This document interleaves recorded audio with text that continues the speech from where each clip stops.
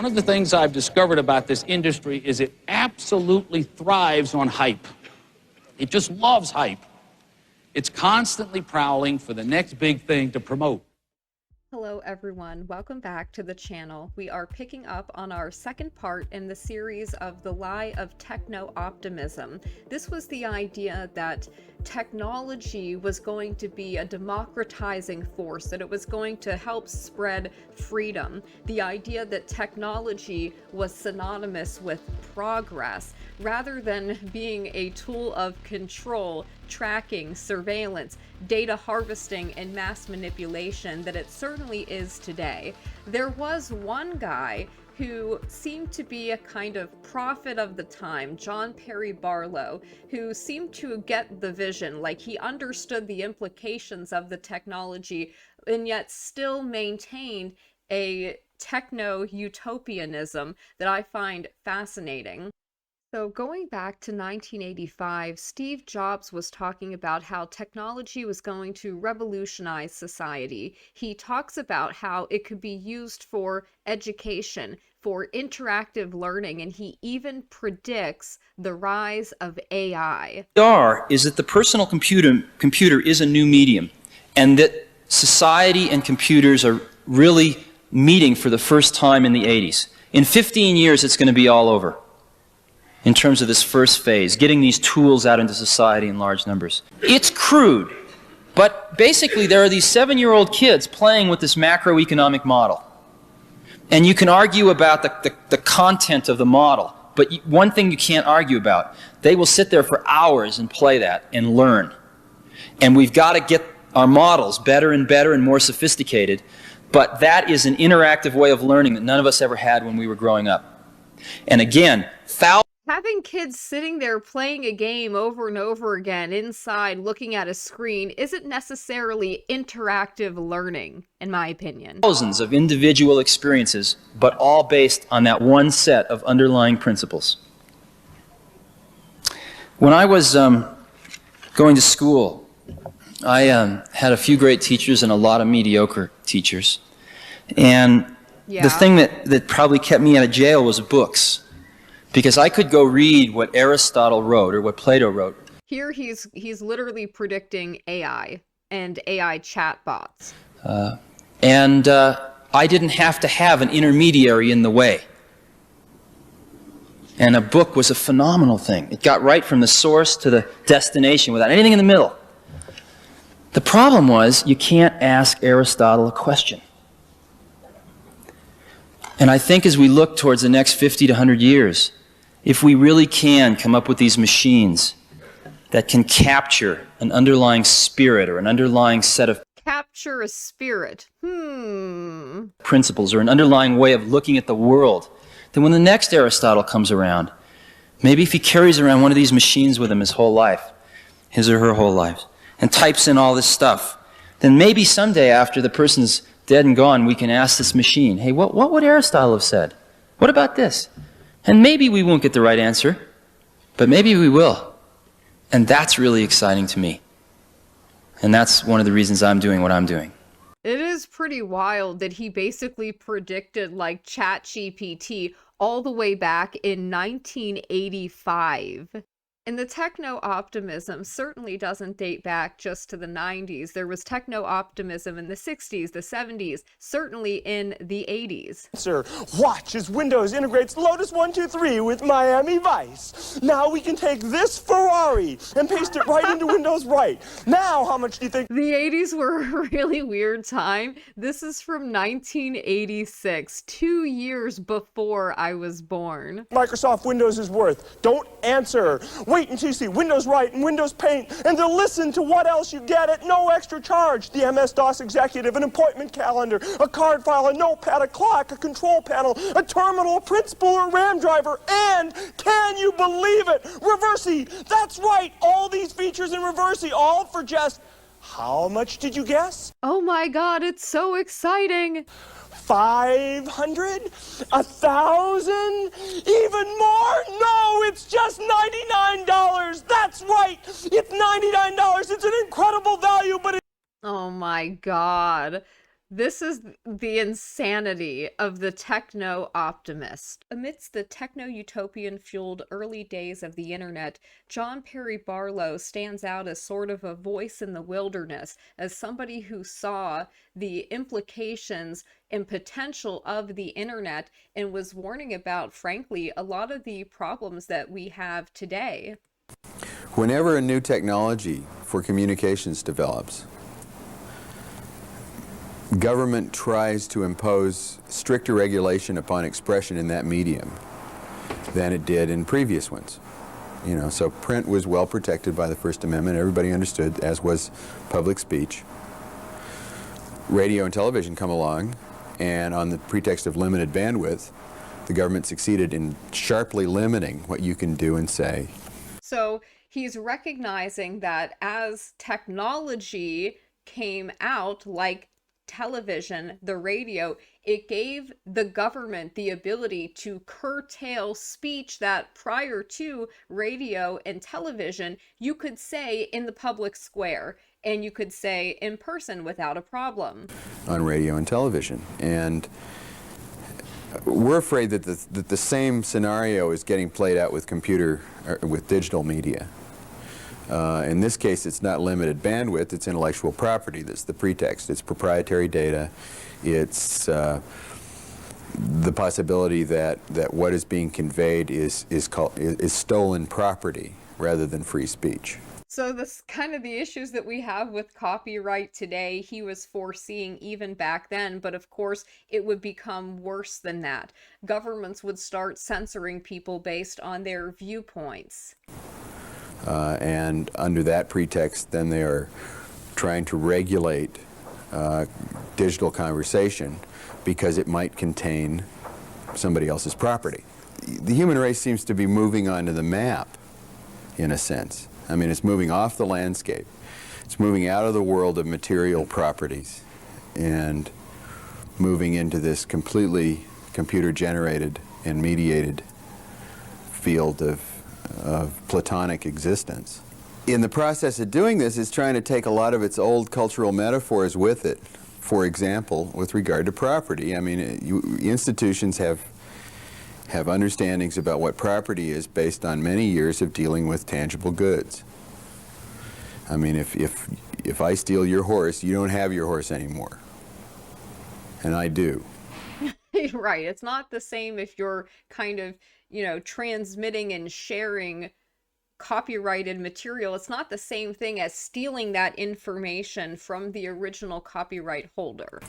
And that kind of metaphor doesn't apply very well to intellectual property. In fact, it doesn't apply at all. Because I can steal your horse in that sense, and you still have it. I can reproduce your horse 1,000,000 times, and not only have I not necessarily diminished the value of your horse, I may have turned your horse into the standard for horses. I mean, you can make a pretty good case that that Lotus 123 became the standard for spreadsheets, which is almost unassailable, an iron standard, in spite of the fact that there have been many advances in that field since Mitch Kapor came up with that, on the basis of the fact that it was probably the most pirated computer program of all time. By the same token, the Grateful Dead, for whom I write songs, has always had an extremely slack understanding of its intellectual property and willingness to disseminate it. You can see that, like, while he understands the implications and the concern for control of the internet, he is still a techno-optimist, techno-utopian. So we let people tape all of our concerts, and I think this has actually been instrumental in increasing our record sales. To get back to intellectual property for a moment, after a period of time, we're going to start to understand what this stuff is and deal with it accordingly. But it's just going to take a major cultural shift. And then the law, which proceeds at a pace that is second only to geology in its deliberation. So John Perry Barlow thought that obviously the technology would trend toward more freedom on the internet rather than less, and then it would take time for the law to catch up with it. Is going to have to follow that. But right now, I mean, you have this incredible divergence between publicly accepted practice with software, for example, and the law, which is staying steady. I mean, people use software and reproduce it in a way that has no moral stigma attached to reproduction. I mean, people pirate programs, they pirate videotapes, they pirate audio cassettes. To admit to your friends that you have pirated one of these electronic media is to incur no shame whatsoever. But the law is over here saying it's wrong. Well, you know, obviously a problem is going to come up, a series of problems, and there's going to be a lot of lawyers are going to make a lot of money for quite a while. Okay, so now this is a BBC segment from 1994 where, you know, you can see how they're selling the idea of the internet being this powerful tool, this new frontier. They're calling it an information superhighway. Imagine a world where every word ever written, every picture ever painted, and every film ever shot could be viewed instantly in your home via an information superhighway. Every word that's ever been written. Right, sure thing. And it never occurs to them as they're talking about this that every film, every work ever written, it being available on the internet, how that could be used to control and start censoring and removing that information after they got everybody to adopt the technology and become dependent on it. A high-capacity digital communications network. What that would mean is you could transform your home into a mammoth interactive entertainment centre with the odd stock exchange and shopping centre thrown in. It sounds pretty grand, but it all comes down to computers communicating. And in fact, that's already happening on something called the internet, that anyone in the world with a computer and a modem to connect it to a telephone line can subscribe to. There are over 20 million people connected up. And one person in particular I know is connected is the American President, Bill Clinton. Oh boy, I bet. And I know that because I used this computer to write to him today, and I've already got a reply from the White House, and here it is. Right. Thank you for writing to President Clinton via electronic mail. The President is committed to integrating this dynamic medium into the White House. And it goes on to give some details of his government's policy to encourage the building of information superhighways. So you too can send an email to the President, to the White House, and get a canned response. Wow. Now, I can't electronically mail our Prime Minister, John Major, because he hasn't got a modem, and I can't find out what his government's policy on information superhighways is, because it hasn't got one, at least nothing beyond the usual thing of leaving it to market forces. But you can do more than just send messages on the internet. There's loads of useful information in here. You can get news, recipes, and I found this satellite weather map in there. And there are interactive services as well. This is a shopping centre, and here it says it's just off the information superhighway. The information superhighway. This idea, it's such a vague concept. This idea that there's just this plane of existence out there in the world of the internet where you just kind of drive on to this superhighway. You just plug into it and everything you could ever imagine is available right there at your fingertips. What could possibly go wrong? It's a dress, and inside there's a flower shop, and it shows me the picture of the flowers I can order and tells me how much they cost. Then all I have to do is tap in the address I want them to go to, and of course I have to give them my credit card details to pay. Of course you do. And so, you know, just looking at this, it strikes me how disturbing that this is, right? The idea that you would want to sublimate your experience of going to a store, smelling flowers, looking at them, touching them, for looking at that dinky little picture on the screen, and that's how you decide to make your purchases. Good Lord. So, when are we going to get all this then? At the moment, regulations restrict what services can be offered by phone companies, cable television operators, and so on.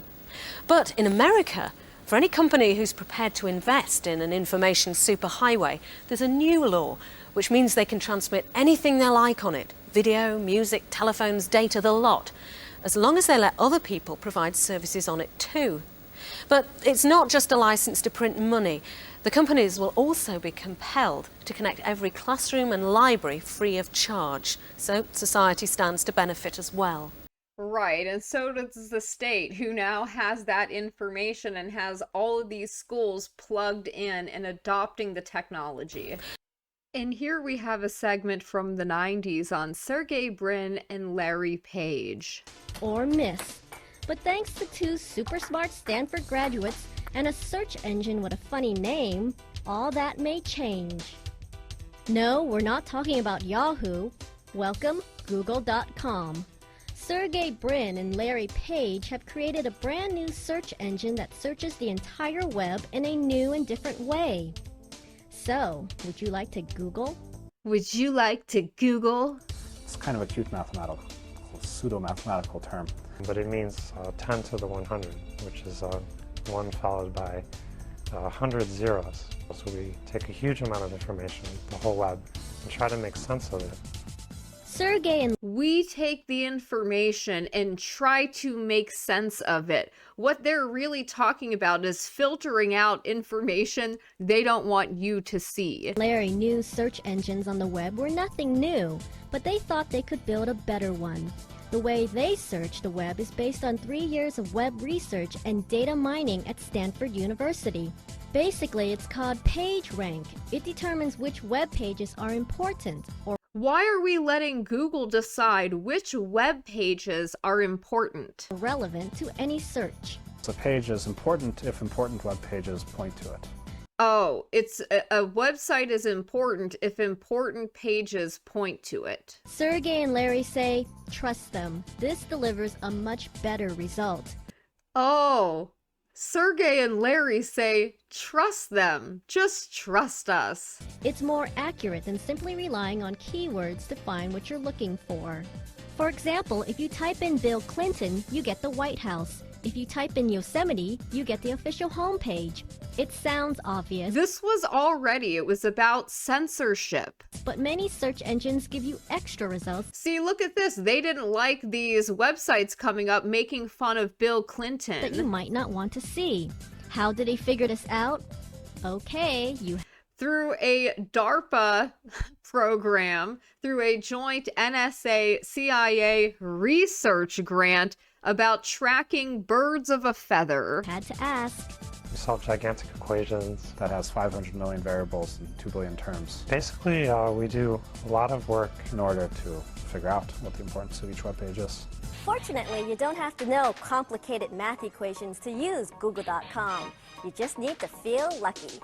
You just need to feel lucky. What is she doing? Oh my god. So you click the Whoa! I'm feeling lucky button, it actually takes you directly to the first result. And the idea is that the search engine is so good that the first result is exactly what you wanted. The first result is exactly what you wanted. What Google decides is what you want. So you don't even have to look at the search result page. You don't even have to look at the search result page. Oh, interesting. But it doesn't always work, of course, because we're still, working on making Google better. It won't always give you exactly what you wanted the first time. It was always about control. Actually wore a pajama top to work, and I think he thought it was a shirt or something. That was you, Bill, wasn't it? It's kind of fun to be in an airport and overhear someone talking about your product and thinking, I'm doing that. Both Cristiano and I had babies born during the duration of this project. You look wonderful, by the way. Is this the nicest package you've ever Windows 95. seen? Even though I'm a marketing guy, you can believe me, because when you hear this sort of Even though I'm the marketing guy, you can totally believe me. this sense of excitement from within the individual, you know that that individual is really committed. Help! You know, we take everyone's comments very personally and to heart, whether they're good or bad. Do we care? This is part of our identity, our lifeblood. You rip this? Just an incredible amount of energy that just waiting to be spent. This is so weird. Why were the 90s like this? What is even happening here? For some bizarre reason, we have Jay Leno doing the launch of Windows 95. What an incredible product this is. You know, before I met Bill Gates, I knew almost nothing about computers. He was kind enough to lend me one, this beautiful 1975 Altar 8800. This thing has a worse memory than Rosa Lopez. Who? The nice thing about it, though, you can put 20 phone numbers in it, and within 45 minutes, call any one of them back just like that. Pretty amazing stuff. Jay. But let me tell you about something really Whoa, pretty convenient. incredible. Ladies and gentlemen, Jay Leno.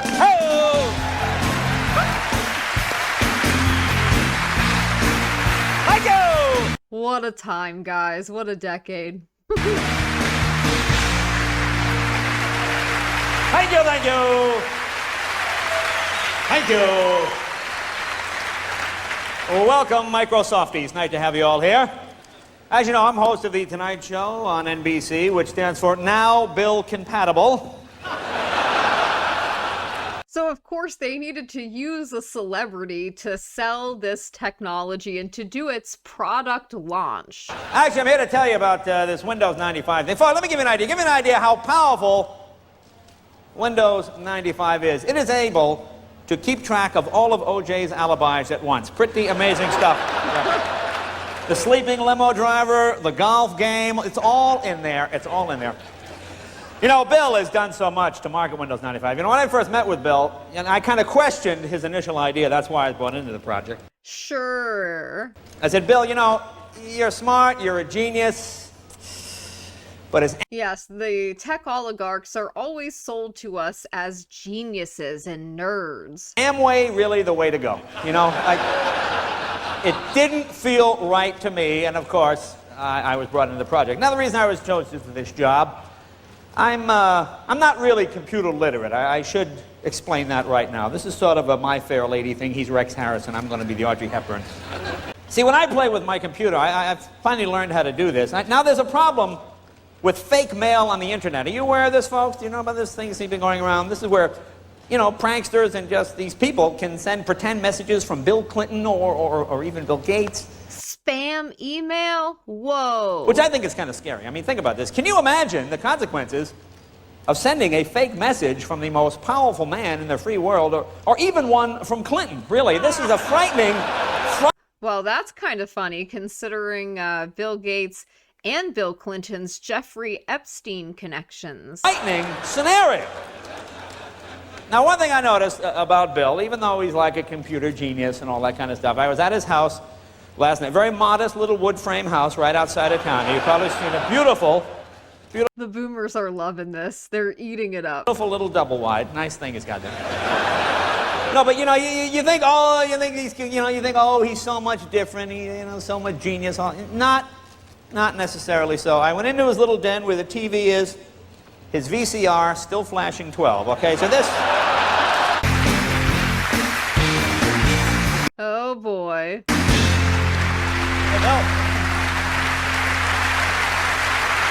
Here comes the freak. Thank you. Thank you, Jay.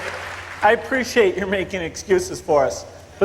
But the truth is, we decided to take the extra 9 months in order to test Windows 95 thoroughly and make sure it met the highest quality standards. We wanted people to be able to appreciate how Windows 95 makes computing faster, easier, and more fun. All right, now see, this is the part that worries me. Faster, easier, more. See, I'm kind of a computer virgin here, Bill, and as we go through this, I hope you'll be... This is so weird. ...gentle. I hope you'll be kind. All right? Well, Windows 95 is so easy, even a talk show host can figure it out. Oh, Why don't you show us how to demo it? Oh, well, no. I'll do that. You know, for the past couple It's so easy, it's so convenient. of months, I've had Windows 95 running on a computer in my office. Been trying out, seeing what it can do, you know. And I have big news, folks. I haven't broken it, and I figure if I can use it, anybody can pretty much use this thing.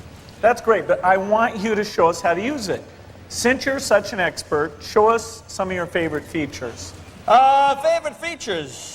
What are you saying, Bill? I don't know how to do this. You're saying maybe I can't handle this little computer thing? Maybe I don't have the guts to kind of make it work? I think we paid you enough. You should do the demo.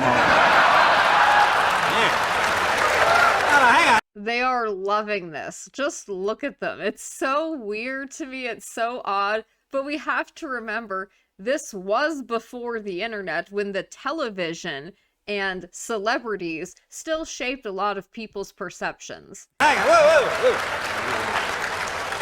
You know, sometimes these big CEOs, they get a little out of touch with the product. So let's go to square one. Let's go back to the basics, and I'll explain it for you. All right. And again, for some of the laymen out there. This here is the mouse. This is the mouse. You move that around. This here is the mouse tail. This will send all the main mouse information to the main mouse hutch in here, where most of... I guess this was supposed to be funny. It comes up right here, and okay, now what? It's okay. Now look there, the flying toasters. Look, see, they're toasters and they're flying, and then here comes the Brandon. It got look at it, gobble it up. Let me show you something. Yeah, okay, here. what? Okay. Huh? Wow, cool. Make that fly. Let me see that thing fly. Wow. So what did you think of that quiz machine? Very impressive piece of equipment until it exploded, wasn't it? Very impressive, yes. I've seen better. Now, at Microsoft, I have a feeling that you guys must have a vast research and development department. New ideas come across your desk every minute of every day, don't they, pretty much? Almost. Yeah. So now, if something like the quiz machine failed, what would you do? What course of action would you take? This is such a weird interview. I'd recall it. Recall it? But wouldn't you fire a lot of people first? No. No! I have like a million things to ask you. Why was that so funny? First of all, if you can, describe for us succinctly what it is that you did better and first that put you where you are today. What was the core of this? What was the seed? What is the essence of Microsoft? When and how did that happen? Well, let me tell you about my friend, Jeffrey Epstein. Okay.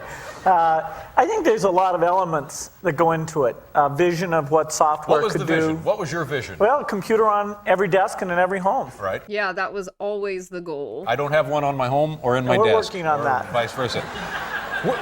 But there was more to it than just that vision. You must have known, how early did you realize you knew something that could be exploited and to this extreme? Well, there were exploited. Listen to the language being used. A small group of people who saw what this chip could do as it became more powerful. And we sort of felt like a special group because we were all working on it. And we thought someday these big computer companies are going to have a huge problem, and this thing is going to reach out to the entire world. But every year we just kept hiring more people, working on it. It's been 20 years since we started it, and we're not really to the full realization of that vision even today. That's going to be AI in 20 years. Yeah. But this came to you more or less when you were in high school. You were so far ahead of people in your high school class with knowledge of computers that the school hired you, didn't they?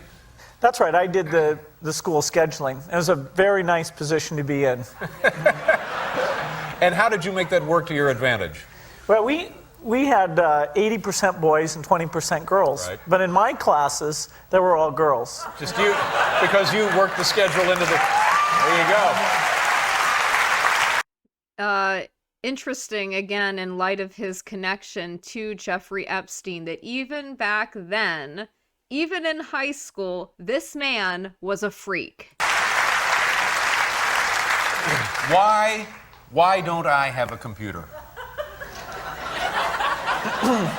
We need to find an application for you. Part of your problem is you have too many assistants.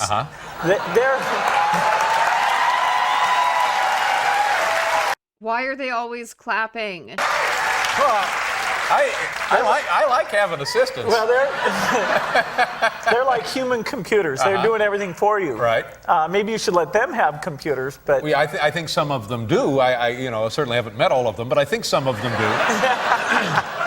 But I think about this, and what about this internet thing? Do you know anything about that? What about this internet thing? Sure. What the hell is that exactly? Well, it's become a place where people are publishing information. Right. So everybody can have their own homepage. Companies are there, the latest information. It's wild what's going on. You can send electronic mail to people. It is the big new thing. It is the big new thing. Get hyped. Yeah, but it's easy to criticize something you don't fully understand, which is my position here. Go ahead. But I can remember a couple of months ago, there was like a big breakthrough announcement that on the internet or on some computer deal, they were going to broadcast a baseball game. You could listen to a baseball game on your computer. And I just thought to myself, does radio ring a bell? You know what I mean? There's a difference. There is a difference. It's not a huge difference. What is the difference? But you can listen to the baseball game whenever you want. All right. Too. Oh, I see. So it's stored in one of your memory deals, Exactly. and then you can come That's back the a year RAM later. thing you talked about earlier. Yeah. It's going to be so much more convenient. It's going to make your life so much better. Yeah. Do tape recorders ring a bell?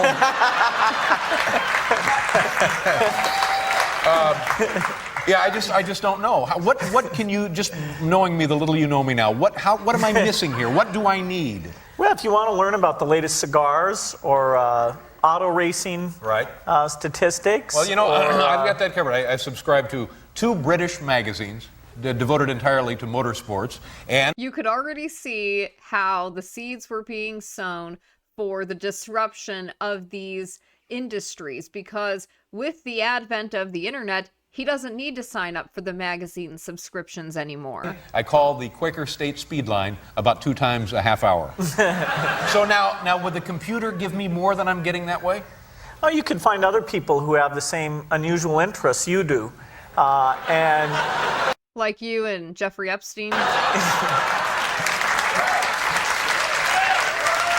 You mean the troubled loner chat room on the internet? 23. And now we've got a young Elon Musk. It's a classic Silicon Valley story. Before there was the vintage Jaguar, the 6-figure salary, the cute dog, and the nice house to share with the pretty girlfriend, there was the $200 a month office with the leaky roof. It was just the nastiest place you can imagine. He's high as a kite here, is he not? Look at his eyes. You lived in it too. And I lived in it too and showered at the YMCA. Now Musk has his own computer command center and his business. Oh my God. What kind of pants are these? They're poofy in the front. Command center, and his business is thriving. To his delight, Microsoft has tried and so far failed to get a hold in Zip2's market. You always keep an eye on them, though. You bet. And everyone in Silicon Valley is keeping an eye on the battleground a continent away at the federal courthouse in Washington. It's here where it will be decided whether Microsoft and its founder, Bill Gates, I don't remember sending it. are our generation's equivalent of John D. Rockefeller and his Standard Oil. They are. They were. The monopoly the government broke up in a landmark case that really started antitrust enforcement at the dawn. Well, none of these big tech companies have been subject to any real antitrust action. None of them have been broken up. They're only having Google split off its search engine and potentially its ad business, but they're not breaking up these big tech monopolies. So I'm going to read for you guys the Declaration of the Independence of Cyberspace by John Perry Barlow. He delivered this at Davos in 1996, and it truly does reflect the techno-utopianism of this man. He says, "Governments of the industrial world, you weary giants of flesh and steel, I come from cyberspace, the new home of mind. On behalf of the future, I ask you of the past to leave us alone. You are not welcome among us. You have no sovereignty where we gather. We have no elected government, nor are we likely to have one. So I address you with no greater authority than that with which liberty itself always speaks. Again, the idea that this technology is a liberating force. I declare the global social space we are building to be naturally independent of the tyrannies you seek to impose on us. You have no moral right to rule us, nor do you possess any methods of enforcement we have true reason to fear. Boy, did that turn out to be incorrect. The internet is not independent of the tyranny being imposed on us. It's being used to facilitate it. So this, while I understand, like, I appreciate the sentiment behind what he's saying, but it was incorrect. Governments derive their just powers from the consent of the governed. You have neither solicited nor received ours. We did not invite you. You do not know us, nor do you know our world. Cyberspace does not lie within your borders. Do not think you can build it as though it were a public construction project. You cannot. It is an act of nature, and it grows itself through our collective actions. You have not engaged in our great and gathering conversation, nor did you create the wealth of our marketplaces. You do not know our culture, our ethics, or the unwritten codes that already provide our society more order than could be obtained by any of your impositions. You claim there are problems among us you need to solve. You use this claim as an excuse to invade our precincts. Many of these problems don't exist. Where there are real conflicts, where there are wrongs, we will identify them and address them by our means. We are forming our own social contract. This governance will arise according to the conditions of our world, not yours. Our world is different. This idea that the internet, it was going to be this utopian place of like libertarian freedom is so insane in the current context of just looking at how the internet and technology is used as a form of totalitarian control. Cyberspace consists of transactions, relationships, and thought itself, arrayed like a standing wave in the web of our communications. Ours is a world that is both everywhere and nowhere, but it is not where bodies live. We are creating a world that all may enter without privilege or prejudice accorded by race, economic power, military force, or station of birth. Totally false. We are creating a world where anyone, anywhere, may express his or her beliefs, no matter how singular, without fear of being coerced into silence or conformity. And we've seen that that's not borne out to be true at all. The internet is tightly controlled. We have censorship imposed by big tech companies working with the government to silence speech they don't like after the internet was widely adopted and became this public square. Your legal concepts of property, expression, identity, movement, and context do not apply to us. They are all based on matter, and there is no matter here. Our identities have no bodies, so unlike you, we cannot obtain order by physical coercion. We believe that from ethics, enlightened self-interest, and the commonwealth, our governance will emerge. Our identities may be distributed across many of your jurisdictions. The only law that all of our constituent cultures would generally recognize is the Golden Rule. We hope we will be able to build our particular solutions on that basis, but we cannot accept the solutions you are attempting to impose. In the United States, you have today created a law, the Telecommunications Reform Act, which repudiates your own Constitution and insults the dreams of Jefferson, Washington, Mill, Madison, de Tocqueville, and Brandeis. These dreams must now be born anew in us. You are terrified of your own children, since they are natives in a world where you will always be immigrants. Because you fear them, you entrust your bureaucracies with the parental responsibilities you are too cowardly to confront yourselves. In our world, all the sentiments and expressions of humanity, from the debasing to the angelic, are parts of a seamless whole, the global conversation of bits. We cannot separate the air that chokes from the air upon which wings beat. Well, that's not true. That they certainly can separate out the speech that they don't like, and they do. In China, Germany, France, Russia, Singapore, Italy, and the United States, you are trying to ward off the virus of liberty by erecting guard posts at the frontiers of cyberspace. These may keep out the contagion for a small time, but they will not work in a world that will soon be blanketed in bit-bearing media.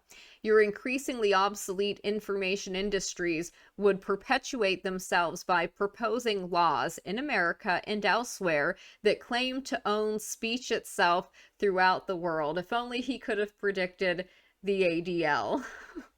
These laws would declare ideas to be another industrial product, no more noble than pig iron. In our world, whatever the human mind may create can be reproduced and distributed infinitely at no cost. The global conveyance of thought no longer requires your factories to accomplish. It's so utopian in its vision.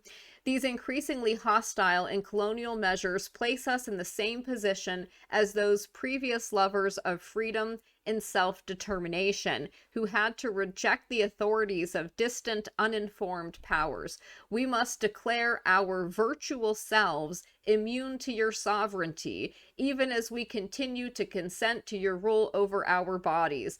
Well, yeah, that's all well and fine to say until the FBI takes a battering ram to your door. We will spread ourselves across the planet so that no one can arrest our thoughts.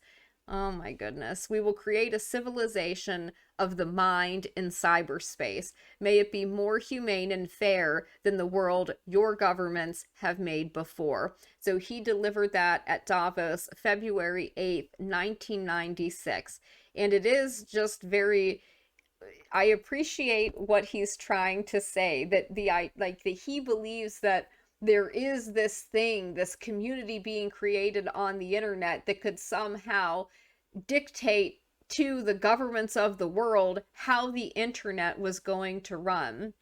And I don't think that the internet was even intended to be free. I think that it was always created with the intention to be used to control people.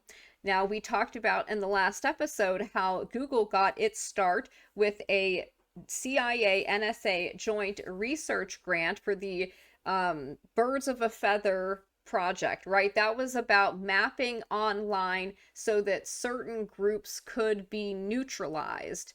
It was, you want to get all this data on people so you can start tracking their networks. That's why they wanted everybody to be able to connect to everybody so they could track your connections. The talk that we hear from the tech people from the 90s, from the government and the community about how this was going to be this tool of freedom, it was going to spread democracy across the world, was false. It was always used with the intention of being a tool of insurgency, meaning it was created to help dissident groups in foreign countries develop a pro-America stance and evade state-controlled media. Now these technologies have been turned against the American people and are used to control public discourse. In the past, censorship was very hard because it could only be done after the fact. AI has now changed the censorship industry, making it much easier. AI programs can now censor information en masse right away based on the language used and prevent it from ever being seen at all in the first place. One of the most effective strategies that would have immediate effect would be to strip the censorship industry of its government funding, but that's not going to happen. And so we see how the internet has created this kind of techno-feudalism. In the end, the promise of techno-optimism freedom, connection, and empowerment has been overshadowed by the rise of data harvesting, censorship, surveillance, and control. While pioneers like John Perry Barlow envisioned technology as this like liberating force, today's reality reveals a powerful tool wielded by big corporations in tandem with the government to manipulate, shape, and constrain reality. And so that's the end of part 2 of the series. We will pick up on part 3 next time, and I'm interested to know what you guys think of this, and I hope you all have a good day.